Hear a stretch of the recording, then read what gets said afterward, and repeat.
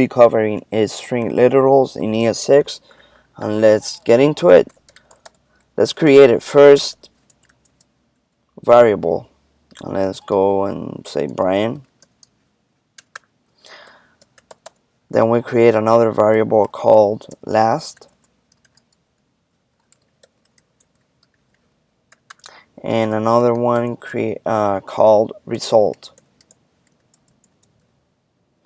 Now I'm going to create a string here. My name is space. I'm going to add the plus sign first, add another plus sign,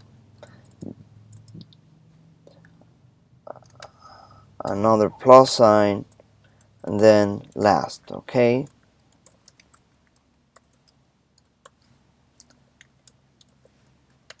let's run it, and we get the result. Now instead of doing this is kind of like there's a lot of concatenation in here, and it's not visually good. So what we could do in ES6 is say result, and then you insert the backticks, which is under the escape key, and you could say my name is. Then to insert this variable inside of the string you created, you input the $sign and the curly braces.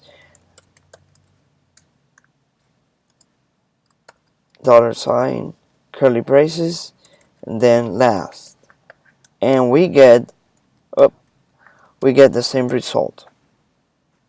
So this is really useful, like when you're working in frameworks like React, and even if you're doing a regular HTML page, you could insert variables into your HTML, and it's going to work.